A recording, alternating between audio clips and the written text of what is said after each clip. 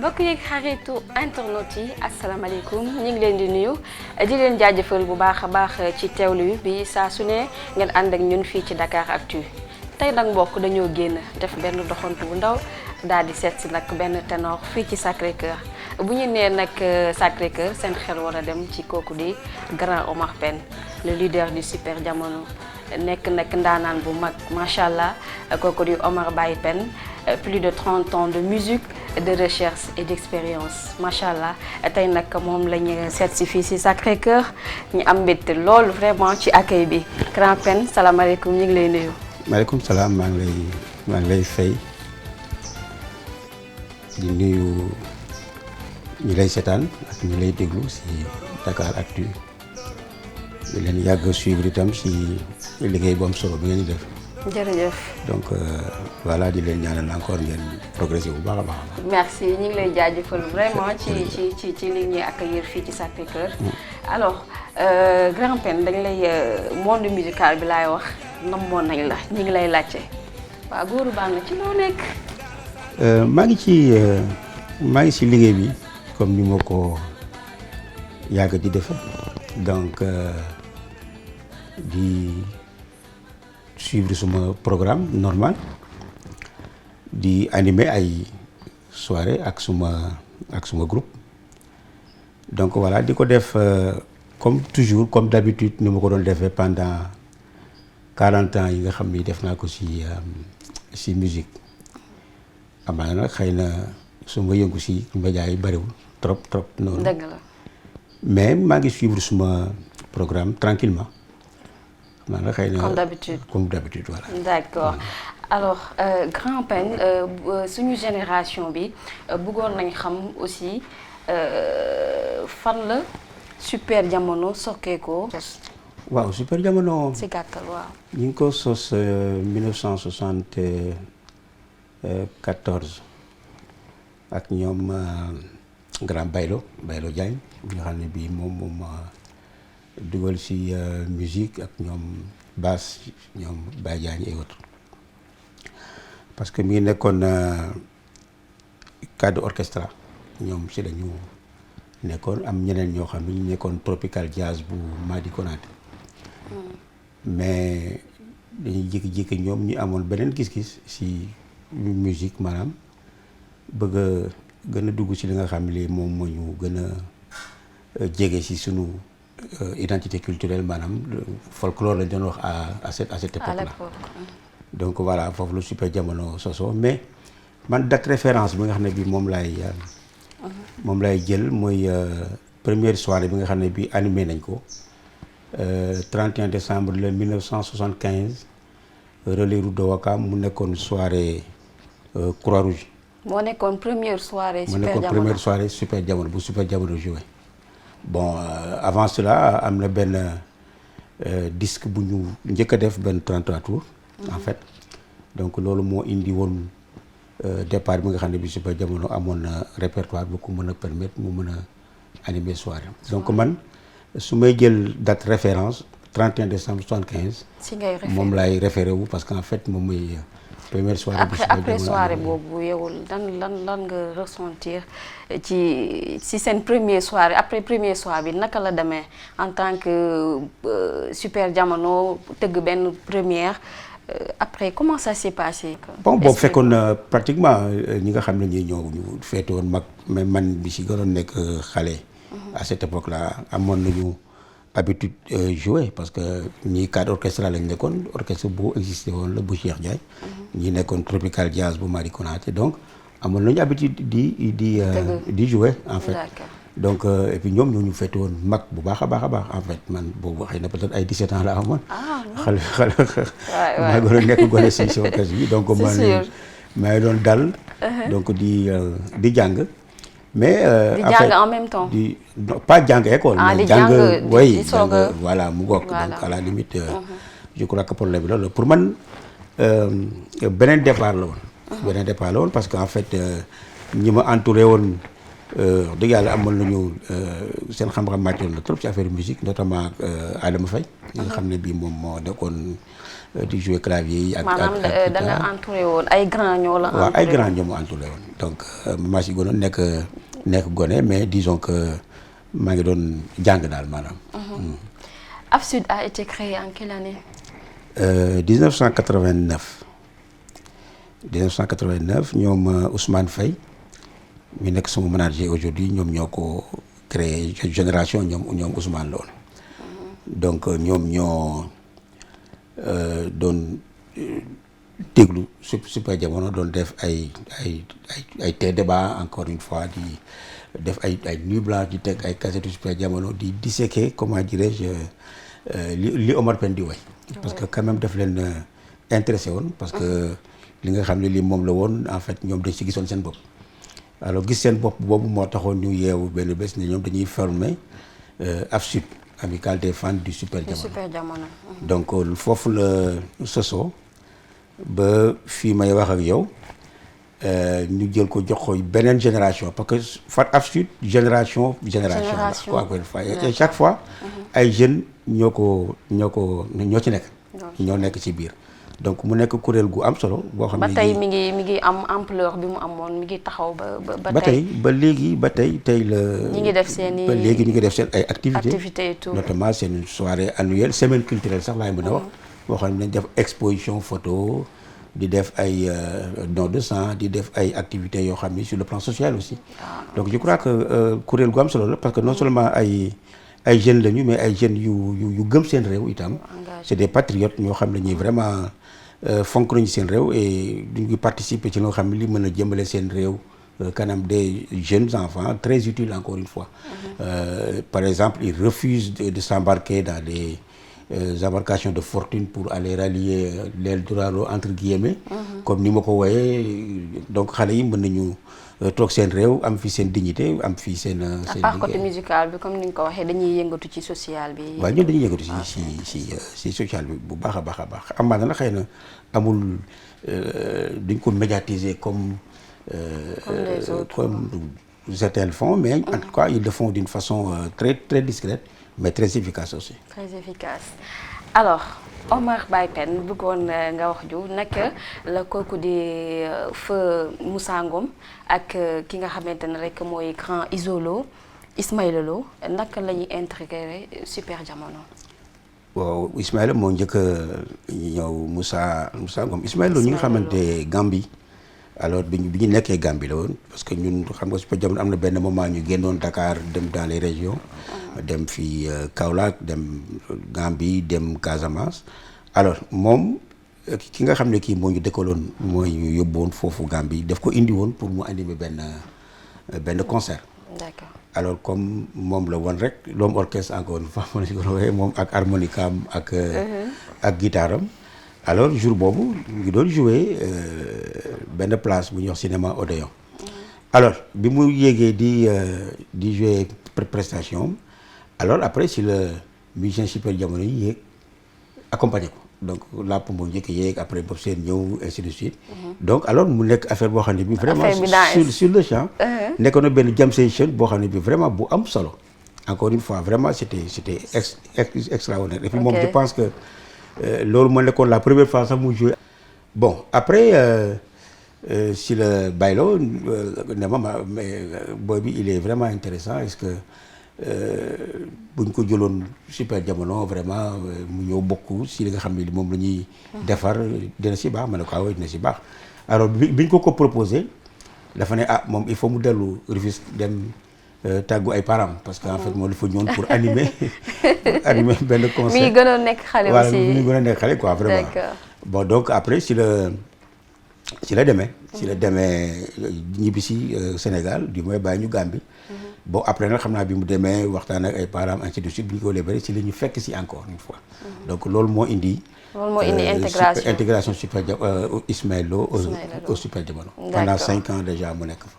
Parle-nous de Moussa après bien après bi Ismaïla demee justement si la am contact. Ismaïla xaw na fa yàgg. def na fa 5 ans. ah 5 ans d'accord.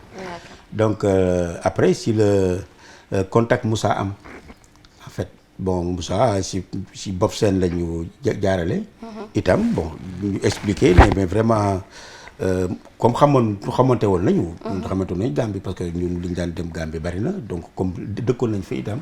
donc dañ daan am sax ay soirées yu ñu animé ak Gelewaar mooy orchestre boobu mu nekkoon. bon après moom intégration wax dëgg yàlla nekkul loo xam ne lii lu difficile la parce que yomb na trop. parce que boobu déjà moom mi ngi ci monde musique bi mi ngi. waaw mi ngi woon ci monde musique bi effectivement mi ngi si woon parce que Gelewaar la est-ce que bokkoon ngeen style musique bi ngeen doon exercer. effectivement parce que sorewuñu woon li ñu doon def trop. ok parce que même instrument yi lañ doon utiliser clavier ainsi de suite donc et puis même un peu genre musical bi nga xam ne bi moom la ñu moom la ñu doon jouer Gelewaar donc seen style soriwul woon trop ak style Super Jamono moo tax intégration au niveau du Super Jamono musul nekkul woon lu difficile. d'accord moom aussi def na fa benn diir. voilà alors bëggoon nag Grand Pen góoru bànn Grand Pen bëggoon nag nga wax ñu sa diggante ak ñi nga xamante ne ñooy étudiants yi. bëggoon nañ nga ñëw ci ndax gis nañ amour bi am seen diggante yow ak étudiants yi lan mooy sa secret sa diggante ak étudiants yi jeunes yi ni ñu bëggee Omar Pène secret bi lan la.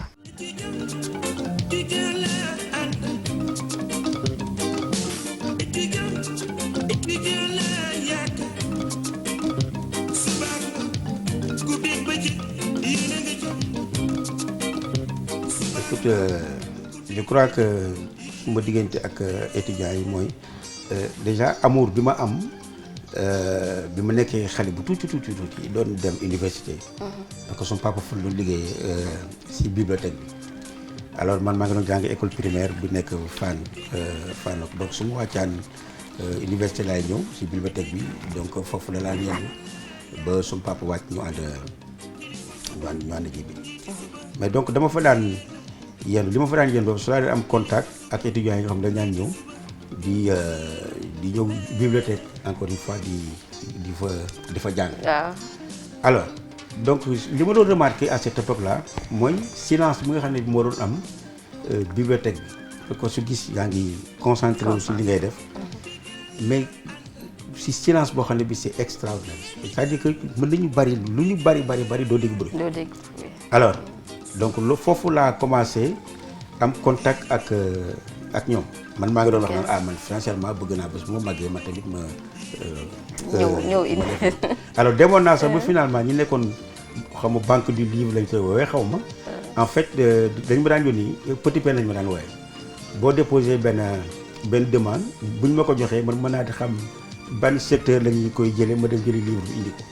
donc demoon naa pratiquement ba nekk seen mascotte. intégré woon alors di liggéey foofu quoi encore une fois. donc amour bi. alors foofu la jógee encore une fois. ma gis ne bon ñoom li ñuy def wax dëgg yàlla metti na yombul mais am na njariñ. encore une fois ñu may temps parce que ñii li ñuy def nii ëllëg si biir mën nañu doon ñoo xam ne ni ñoom ñoo war a yor réew mi. ñoom ñoo war a diriger ñoom vraiment dañ leen war a jàppale dimbale parce que vraiment li ñuy def métti na lool parce que wax dëgg yàlla. li ñuy concentré aussi jàng mi moom wax dëgg il faut nga mën a am patience encore une fois. et puis bëgg li ngay def pour mën a réussir donc su ma amour université déjà foofu la commencé bi ma nekkee xale. alors bi ma commencé nag nekk bi chanteur di way. alors image yooyu dafa ñëwaat si man alors yàlla def itam ma nekk koo xam ne kii xëy na amoon naa contact par rapport ak man li ma doon way. parce que dans les temps bon man ay Mandela laa doon way ay Thomas Sankara bon ñu ne comme Super Jamono c'est un groupe un peu révolutionnaire sur les à cette époque là. parce que bon à cette époque là musique bi itam bon ñi doon jouer pachanga moo fi amoon. ak ñi nga xam ne ñëpp tellement les rares groupes qui utilisaient les claviers.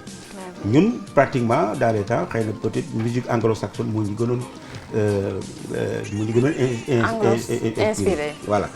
donc je crois que par rapport à cela itam je crois que foofu la suñu contact ak sama contact ak ñoom commencé parce que comme on dit xam nga étudiants yi ils ont un peu l'esprit révolutionnaire. C'est vrai. Voilà donc foofu la jógee quoi.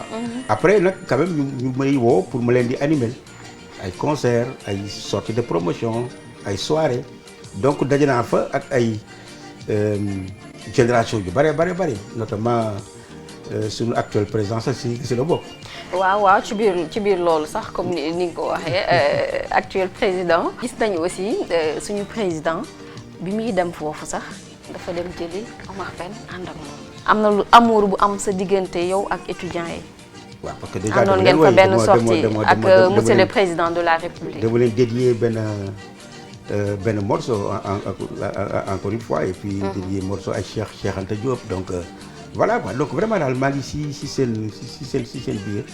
encore ba pare rendre leen hommage encore une fois donc mu nekk ay génération yu bare notamment.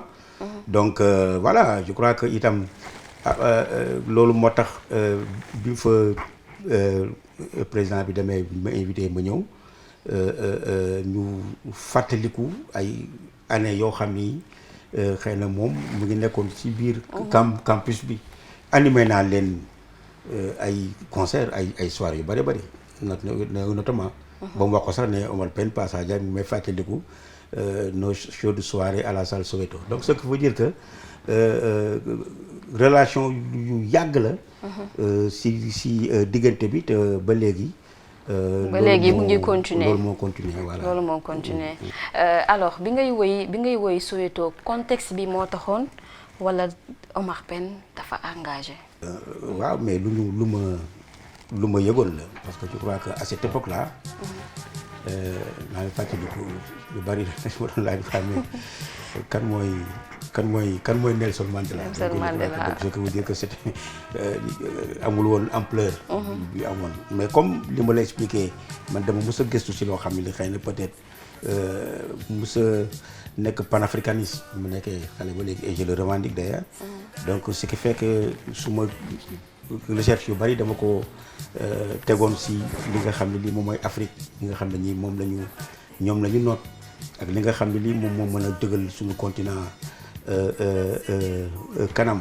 par rapport ak difficultés yi nga xam ni moom la ñu jànkoonteel ba léegi d'ailleurs mais je crois que y a des hommes yoo xam ne à la limite c'est des précurseurs aujourd'hui ba léegi ñu ngi leen ci tudd. notamment ay Cheikh Anta Diop Nkrumah Mandela ainsi de suite donc je crois que c'est des figures yoo xam ne ay royukaay lañu. donc c'est que veut dire que aujourd'hui ñooñu ay bibliothèque lañu. mu ngoog donc liggéey nañ fi loo xam ne li wala ñu indi ay pensées yoo xam ni aujourd'hui je pense que xëy na moom la ñu war a liggéey. bu ñu leen déglu woon depuis très très longtemps amaana xëy na peut-être dépassé nañu cadre bi ñu ne. mais notamment c'était extrêmement difficile parce que comme vous le savez Afrique moom. bon ñi ñuy jàppale xam nga rek. comme ñi nga ko waxee ñoo jar a xam lañ. ndax xam nga ki lay ndax moom bëggul nga muus. waaw c'est vrai. donc c'est pour dire que aujourd'hui je pense que problème boobu man daf ma teel a dugg bi ma nekkee gone commencé way am possibilité ñu déglu ma ne man sama yoon fii laa ko tracé. voilà. ni di fàttali la mbokk internet yi ñi ngi ànd ak yéen fii ci Dakar Actu ba tey ci waxtaan bi bëggoon nag nga wax ñu ko naka nga gisee actuellement musique bi fu mu toll nii nan nga gisee jeunes yi actuellement ak musique bi. man je crois que li nga xam ne lii moom mooy li am te ñu bari constaté ko mooy musique bi dafa nekk ci crise boo xam ne bi xëy na musiciens yi secteur bi du moins ñu mu ngi koy traversé si lu bari notamment production mënatu fi dem comme dans les temps yi nga xam ni da ngay jaay ay 100 000 cassettes ay 150 000 cassettes. lan moo tax production bi mënatul dem mais parce que piraterie bi déjà indi na problème yu bari. moo leen sonal itam et puis bon xëy na peut-être crise bi am donc et puis bon ak li nga xam ne lii moom mooy nouvelle technologie je crois que li am jamonoy internet. par exemple parce que léegi da ngay gis ne pratiquement ay MP3 par exemple ñu jël ay 200-300 titres def ko si benn copier ko di ko jaay nit ñi mais des na itam que xëy na itam amul recherche bi nga xam ne bii moom moo war a tax mu mën a avancer. moo des moom moo des tuuti ginnaaw parce que je crois que musique. comme ni ñu koy waxee dañ ko war a wutal ouverture. et je crois que ouverture boobu moom moo des si lu bare parce que ñun mbalax la ñuy def effectivement bon comme ni ñu koy waxee. mais mbalax bi dafa diis. ni ñu koy waxee da nga ne bon man damay jaay sama produit. mais produit pour mu jar il faut nga defar ko noo xam ne ni dina mën a intéresser ñi ngi koy proposer. c'est vrai. Sénégal. ça se vend. waaw Sénégal amul problème. parce que fii mbalax boo tegee ñi dañ fecc ba. dëgg la normal. na doon rëntëm bi tam rek. waaw mais pour nga génne ko à l'extérieur foofu la problème bi nekk. pourquoi parce que dafa diis trop. dëgg la waaw dafa diis donc amul discipline bi nga xam ne bii moom moo war donc te loolu li koy indi mooy il faut ñu def recherche ba xam effectivement naka la ñu mën a proposer suñu produit à l'extérieur. comme ni ko sunu naataango africain ji defee. pour loolu liggéey la laaj gëstu. mais liggéey la laaj gëstu ak éventuellement itam bàyyi xel ci li nga xam ne lii moom ngay proposer nit ki. c'est extrêmement important parce que aujourd'hui lu ñu ci mënti wax it ñi nga xam ne ñi tey pratiquement ñooy dem bitim réew lu bare. wala ñu am fa ay distinction wala ñu am fa dara du mbalax mu mën ko jox. beneen façon de musique comme on dit la musique est universelle la musique n'a pas de frontières. mais faudrait-il que mu nekk loo xam ne xëy na defoo ko pour parce que nit ki itam vraiment loo perdre ce temps ci loo xam ne lii daf lay tànqal. dëgg la wax dëgg yàlla. c'est vrai donc booy jaay da ngay jaay loo xam ne lii à la limite di nga mën a proposer nit ki mu jël ko am temps. jël ko toog déglu ko mais loo xam ne boo ko tegee déglu benn morceau ñaari morceau. vraiment sa nopp yi di. ak jamono ji léegi ni mu demee nii. stress beeg nit ñi dañoo sonn. voilà day xaw a mais boo koy proposer ko si ni mu gën a rafete loo xam ne li xëy na peut-être dina mën a intéresser nit ki dina si gis boppam même bu fekkante ne bokk leen culture. donc je crois que loolu itam dina mën a dimbali musique bi mu gën a dem kanam et puis xale yi itam amaana xëy na peut-être yàkkamtee ngi ci. et je crois que loolu itam lu am importance parce que médias yi bari na fi mu nekk nii bon day bari na chaque jour ñu ngi teg ay artistes ba nga tegee ñaari yoon ñetti yoon si télé bi je crois que day freiner évolution. c'est vrai. Carrière parce que je crois que carrière c'est toute une vie mën nga commencer tey succès moom day. maanaam il faut pas que ngay précipité wu. waaw il faut pas être pas à pas trop pressé. et puis ne pas aussi écouter. les gens qui profitent de ton aura n'est-ce pas pour te dire yow yaa fi mën yaay yaa xam ay termes yi génne yoo xam ne sax dëgg yàlla amuñu la benn njariñ parce que li ñuy wut si yow buñ ko amatul dañuy dem si keneen. C'est vrai. Donc ce qui veut dire qu'il faut faire très très attention, faire preuve d'humilité. Je crois que ça aussi c'est extrêmement important. xam looy waxee am comportement boo xam ne bi dina mën a permettre yow royukaay nga ñi mën a roy si yow gis lu baax. Donc je crois que c'est des woykat aussi doguma la royukaay la. wax dëgg yàlla di nga mën a avancer et puis di nga mën a def carrière. Parce que man bala mën a juger d'accord du ma la juger tey damay bàyyi ba si kanam a kanam nga def 40 ans 30 ans comme ñi ko sa année yi defee. Alors bu boobaa bu fekkente yaa ngi ci place bi ba léegi. ñu mën a wax. Je crois que problème bi tam boo amoon loo leen di digal ñoom jeunes yi actuel lan nga leen di wax. ñu bañ a yàkkamti te gën di mën a gëstu itam parce que je crois que chance bi ñu am ñoom ñun amuñu ko woon parce que ñoom fekk nañu wax dëgg yàlla seen ay aînés defi liggéey ba restaurer image yu artiste musicien. Parce que ñun bi ñuy ñëw nekk ay kii amaana sax dañ doon làqatu pour def ko. parce que même say mbokk say am di jaam dañ lay woo naan la yow bàyyi fu caaxaan yi nga nekk demal wuti leneen parce que gis ñu si woon rek njariñ. En fait parce que être musicien à l'époque était synonyme de voyou. mais léegi gis nga ne wax dëgg yàlla xale yu bari ñu ngi ciy dugg. artistes yi wax dëgg yàlla bokk nañu seen image am nañu image bu acceptable.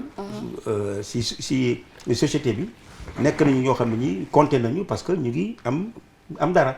et je crois que lépp looy liggéey loo xam ne mën nga si am sa teraanga loolu nit di wut ci àddina je crois que mën nañ nga yóbbu kanam. Grand Pène gis nañ aussi yéen grand yi noonu laa ko mën a waxee yéen grand yi autant da ngeen doon tëgg ci stade yi def ay concert ku namoon benn grand Omar Pène ni tey tëgg fii ci stade bi feesal ko dell xale yeeg mag ñi ñëpp dem mais léegi gis nañ ni grand yi da ngeen xaw a wàññi loolu nan la est-ce que gis nañ ne ñëpp léegi dañoo focaliser wu ci grand théâtre xalaatoo ne bu ñuy xawoon indiwaat loolu tamit dina neex torop ci ñi nga xamante ne ñooy fans yi.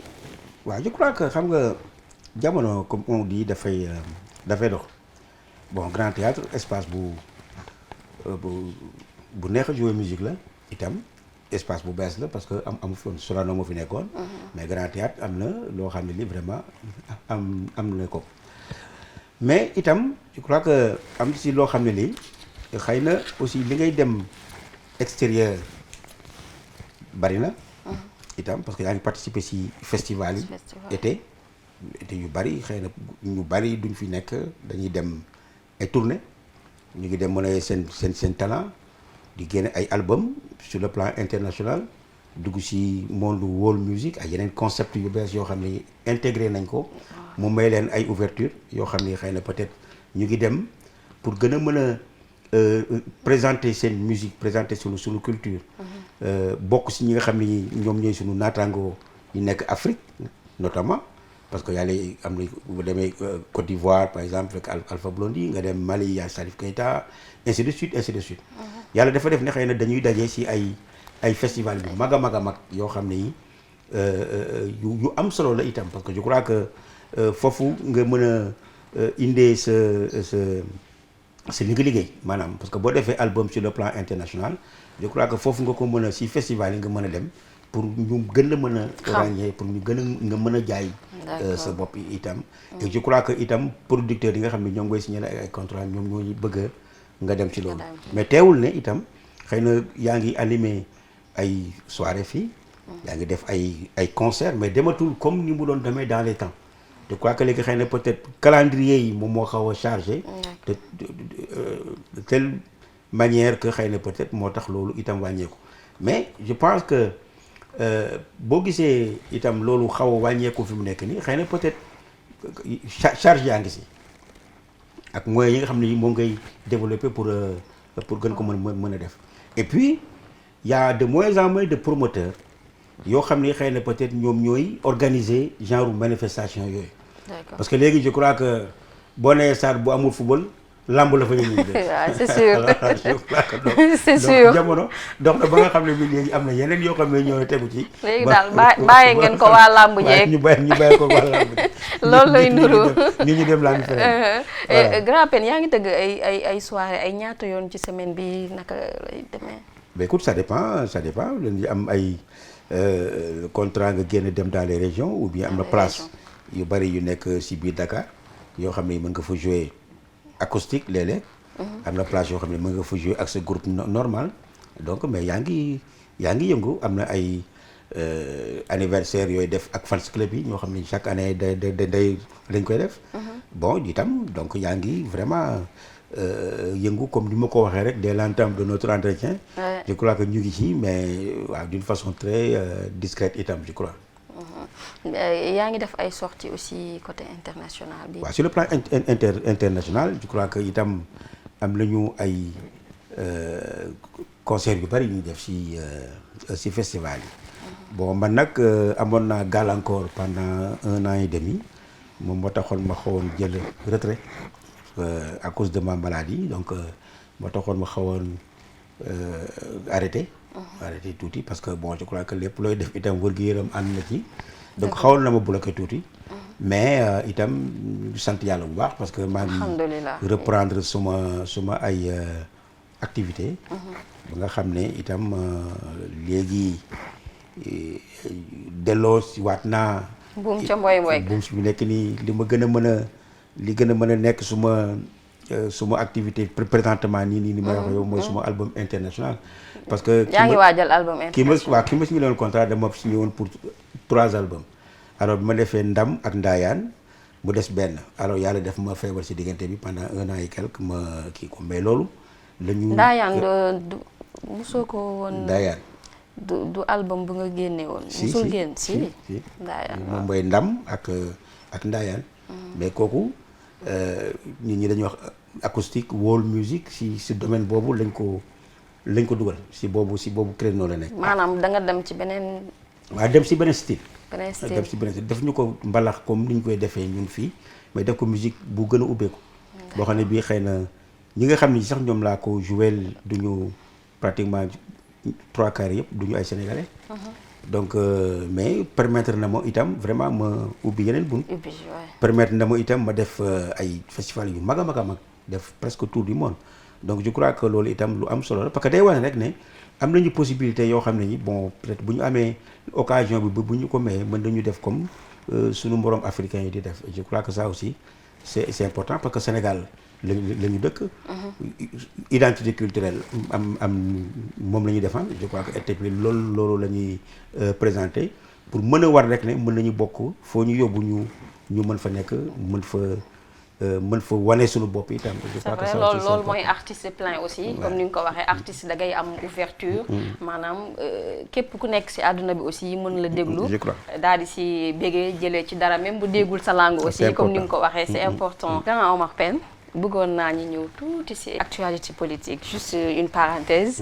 bëggoon nga wax ñu jamono ji gis nañ ne coowal pétrole.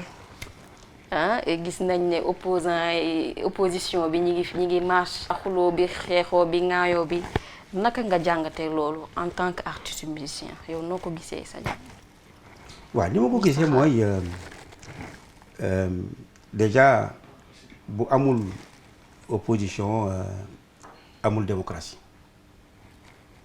comme li ñu ko wax y a pas de démocratie sans opposant et Sénégal dafa nekk dëkk boo xam ne réew boo xam ne bii am na du ñu am bitim réew sur le plan international parce que fépp fu ñuy citer démocratie en Afrique dañ ñuy waxal lu baax c'est un acquis boo xam ne il faut consolider encore une fois parce que respecté nañu lool wax dëgg yàlla suñu dundin suñu nekkin stabilité bi am politique alternance yi fi am itam vraiment apaisé yoo xam ne dañuy dem voter normal ki ñu bëgg a fal ñu fal ko mu nekk fi donc je crois que il faut que politiciens yi toute tendance confondue ñu fonk loolu parce que loolu akki la boo xam ne suñu naataangoo Afrique yu bari bëgg nañ ko waaye amuñu ko tey am na dëkk yoo xam ne boo fa demee nekkuñu ci jàmm te lépp loo gis ci àddina ci jàmm la xaj. dëgg la ñun loolu am nañ ko donc képp koo xam ne kii tey muy opposant wala nga nekk homme politique encore une fois en général li ngay aspirer mooy ëllëg nga yor réew mi mais yor ko ci yor boo xam ne bi xëy na boo ko bëggee itam da nga bëgg a faj aajo Sénégalais et que dañ nekk ci réew moo xam ne Sénégalais yi seen bopp am na lu ñu tàmm xam ko mën ko mooy mën nañu voter te kenn mënu leen nax. dëgg la et que ñi nga xam ne ñi ñoom ñooy majorité dans ce pays c'est une majorité silencieuse comme j'ai l'habitude de le dire duñu politique mais am nañu seen bët toog di seetaan mais lépp loo xam ne li bëgg nañ ko mooy ku ci bëgg xëy sa kër nga dem liggéey sa liggéey wàcc dem sa kër uuf sa njaboot nekk ci jàmm alors je crois que loolu itam il faut que ñëpp d'accord ci ne dañ ko war a sàmm donc je crois que loolu man su ma amee message bu may lancé foofu laa koy teg ba nga xam ne ñu am confiance ci ne Sénégalais yi seen bopp ñoom ñooy tànn te kenn mënu leen nax je crois que loolu itam il faut que politiciens yi xam ko. c'est pas ngay saaga wala ngay def naka su dul noonu si ngay gën a am comment dirais-je que ci la nit ñi di gën a naw gën la def déedéet je ne pense pas bés bu wootee jotee am nañu mën nañ dem jël seen carte sànnil ko ki nga xam ne kii. ñoom la ñu xalaat moom la ñu xalaat ne mën na faj seen aajo. mën na leen teg ci yoon. je crois que loolu itam lu am importance la parce que képp kuñ fi falit loolu moo la fal. da ngay woy ay guerre lan moo lay inspiré loolu lan moo tax ngay dugg ci domaine boobu. waaw parce que en fait je crois que mooy li may expliquer parce que coono moom wax dëgg yàlla war na mën a ñàkk.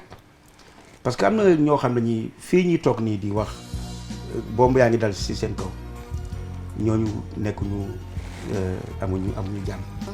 am na ñoo xam ne ñi tey ñu ngi gàddu seen ay bagages wuti ku leen wàllu am na ñoo xam ne ñi ay réfugiés lañu parce que boo lépp loo mën a taal comme télé loolu rek ngay gis léegi fi mu nekk nii gis nga le problème des migrants. loolu nekk na loo xam ne lii lu doy waar la. gis nga tey fi mu nekk nii y a des africains yoo xam ni heure bi ñu ngay dee au large de la Libye ça se comprend pourquoi parce que ñu ngi daw seen réew amatuñ fa jàmm parce que xeex la ñu ngi rey comme c'est ay xale mag jigéen xam nga donc jàmm amul ñiy gàddaay wutali fan mais nit on n'est jamais si bien que chez soi donc boo nekkee si am réew moo xam ne wax dëgg yàlla heure bi am na jàmm nit ñaa ngi dox seen soxla comme na nga ko waree santal yàlla te ngeen jéem a góorgóorlu ba jàmm jooju ngeen def ko un bien boo xam ne bi national parce que en fait je crois que bu leen nangu mukk ku leen ko xañ ku leen ko yàqal parce que bu ngeen gisee ñeneen ñi si tolof yi nekk ak problème yi ñu nekk ak lu ñu am xoolal Libye xoolal Irak ay dëkk yoo xam ne wax dëgg yàlla mais bu dee pétrole am nañ ko bu dee richesse am nañ ko waaye léegi fi mu nekk nii kenn am fa jàmm ndax ñi ñaa ngay daw bomb yaa ngay dal lu dëgg ñi ñaa ngay làqatu xale yaa ngay dee dégg nga boo gisee hôpitaux yi nga xam ne hôpital ñu bombardé waaye sëñ bi loolu moom doy na war donc loolu itam je crois que coono jooju mais il faut ñu jéem a seet naka lañ koy mën a fànqe li waaye di def daal jàmm na si jiitu jàmm mooy lépp waaw parce que non jàmm moom waaw li ñu daa wax naan booy ñaanal nit ñaanal ko gudd fan ak wér waaye na am jàmm waaw jàmm moom si la lépp xaj parce que jàmm bu amul nit ñi si ay tolof lañ la ñu nekk jàmm mooy indi xel bu dal jàmm mooy tax nga liggéey jàmm mooy tax nga nelaw moo tax nit ñi di avancer mooy tax nit ñi di avancer voilà xam nga parce que lépp loo xam ne li am nga projet parce que tey boo am loo am projet mais bu fekkante ne amoo jàmm mais doo ko mën a réaliser loolu ko jëndee jar na ko loolu moo ci problème dëgg la donc bu leen nangu mu am ay tolof c'est pas parce que pétrole am na rek que coow li war a ji déedéet bu ñu deful nang xam nga parce que warul taal dëkk bi dëgg la c'est pas au contraire dafa ñu war a indil yokkute comme ni ñu koy wax parce que képp ko yeewu tey ku yeew yaa ngi bëgg lu la yokk xam nga booy ñaanal ni sax da nga naan yàlla na nga yokk ba yëg ko donc ñun ñëpp a ko bëgg képp ku yeewu tey bëgg nga lu yokk sa nekkin dëgg la donc je crois que loolu bu fekkante ne am na loolu mooy jëmale réew kanam loolu moo mën a permettre ñi nga xam ne ñi itam ñoom ñoo yor réew mi di ko jiite ñu mën a liggéey à tête reposée tranquillement am seen projet mën ko réaliser mu njëriñ ñëpp waaye nag bu fekkente ne da nga bëgg a régler seen réew si coono wax dëgg yàlla di nga sonn day doy waar waaye doo dem Grand Pène lañ nga li ñuy wax ci disparition BSDA. waaw mais xam nga ñun yàgg nañu def ay réunion temps wu CIPEPS et d'ailleurs je crois que li nga xam ne lii aussi itam war naa ko si wax mooy benn regret la am mooy xëy na dañu fi ñu toll nii ba loolu am parce que loolu ñun yàgg nañ ko xeex yàgg nañ def ay réunion yàgg nañ ci wax yàgg nañu dem seeti autorités yi yàgg nañ ci vraiment yëngu pour éventuellement ñu dox ci ba imposer ko mais tey am nañ ko sama xel dafa dem ci Mamadou Konté bu Africafed nekk koo xam ne kii vraiment c'était son combat malheureusement yàlla jël ko ci diggante bi fekkee wu ko sama kër gi réunion nañ fi ba taay ba ay guddi mu jël alalam def ci ay réunion ci ay paas ci ay organiser ay lu ne tey je crois que bu ñu demee ba am loi boo xam ne bi ñun xeex nañ ko ba tey mu mën a sotti je crois que sama xel ak ñi nga xam ne ñoo bokkoon di ko def suñu xel dina dem ci moom mais itam ñu ngi seet ba xam loolu fan la jëm parce que njariñ rek lañ ci wut bu nga xam ne bi dañ di mën a protéger suñu œuvre protéger ñi nga xam ne ñoo yëngu ci secteur musique parce que je crois que œuvre dafa nekk loo xam ne dañ ko war a protéger donc bu fekkente ne liggéey nañ ko comme na mu waree je crois que benn artiste dootul jooy tey affaire piraterie wala comme on dit quoi donc dinañu gën a fay daal sunu liggéey et ñëpp ñoo xam ne ñi xëy na peut-être ñoo ko seq artiste bi ba ci producteur bi je crois ku ci nekk di nga ci gis sa bopp ñun loolu moo taxoon ñu jógoon ci doon ci dox mais comme yàlla sottil na ko nañ ñaan rek mu nekk loo xam ne li dinañu amal njariñ amal njariñ bépp famille bu nga xam ne bii xëy na tey yaa ngi yëngu si affaire art en général parce que du musique bi rek y a les comédiens y a les cinéastes képp koo xam ne ki yaa ngi yëngu si art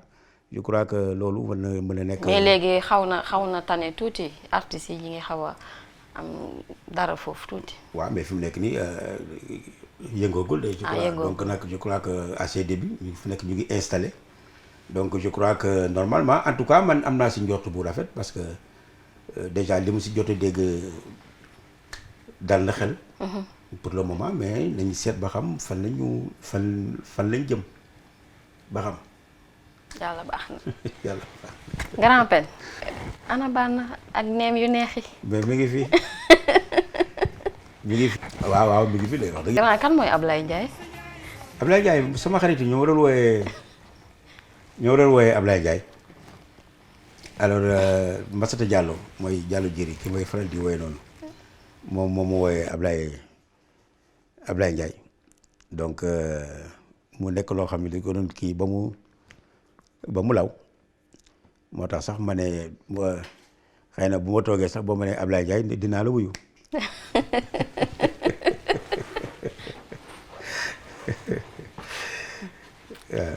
Grand naka ngay dundee rumeur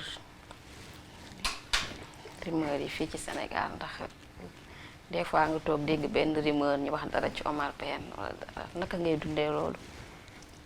mais da nga koy dundee ak dal xëy na métier bi ñuy def moom moo waral yu bari ñuy wax yu bari si nit ku am tur waaye nag dama xamul ban njëriñ la am parce que nit ki booy def dara da ngay def loo xam ne lii comme ni ko seen collègue journaliste la waxee il faut informer certes mais il faut informer juste et vrai. c'est vrai. je crois loolu itam lu am solo la. bëgg a jaay sa journal wala bëgg ko la déglu tax ngay wax loo xam ne li amul loolu je crois que du affaire professionnelle donc waxal certes d'accord mais waxal lu am. mais loolu moo gën parce que boo waxee lu amul ëllëg si biir ñooy la lii amul wala ñu yóbbu la fa mbaxana doone benn nga nekk fa naan baal maaq ak defi yëpp loolu lépp mënoon naa ñàkk. dëgg la donc je crois que nit ki booy def da ngay ne sa philosophie nekk sa intime conviction je crois que loolu itam lu am solo la mais man bi ma dalee yàlla def na nekk ma fi woon maa ngi woon bitim réew alors mais dama ko jël ak tey. te ma xam ne rek bon suñu métier moom de leer nga dégg lu ne. dëgg la mais yàlla mi dara teewul itam. je crois que ñu ngi koy sant di yéene suñu bopp di yéene suñu réew ak suñu ay naataangoo jàmm ak salaam.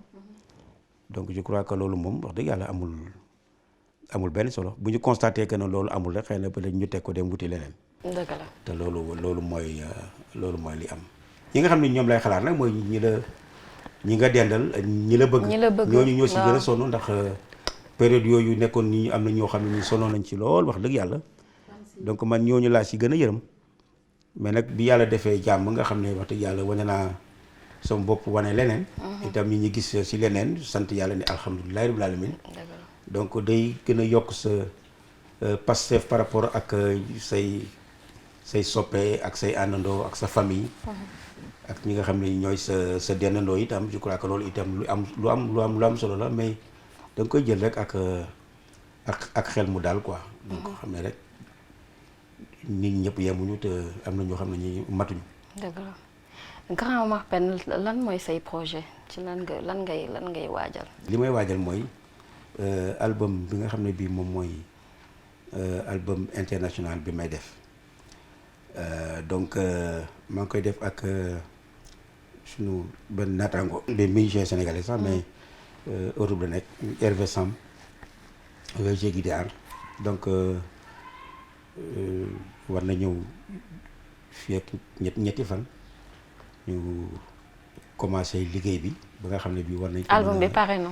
non pas pareegul ñu ngi siy liggéey ndànk-ndànk profité wuñ ko nag mais parce que. album dafa am yooyu tëggaat ay rétro. non lépp album inédit lay doon donc ay morceaux yu bees lañ ciy def. d'accord et que itam ñu ngi kañ lay génn benn projet décembre la ñu wax pour le moment. ñaan nañ yàlla buñ sa yeggee mu mën a sotti. mais en tout cas producteurs yi moom yaakamti na ko trop ndaxte man maa am retard. waaye kooku moom ndogalu yàlla moo fa jaar. donc xëy na peut-être suma état moom may la woon pour ma def ko waaye léegi ñu ngi sant yàlla incha allah rabi am nañu yaakaar ne dina sotti. beneen projet bi ñu am itam mooy xam nga chaque 24 décembre fans club bi dañuy def seen anniversaire. alors donc loolu itam ñu ngi siy jublu parce que chaque année dañuy am benn thème bu ñuy aborder man nag itam dama leen si jonjooñ ne leen dafa am ñaari yëf yoo xam ni daf ma yitteel muy terrorisme ak réchauffement climatique. alors je crois que lu tax terrorisme lu tax terrorisme.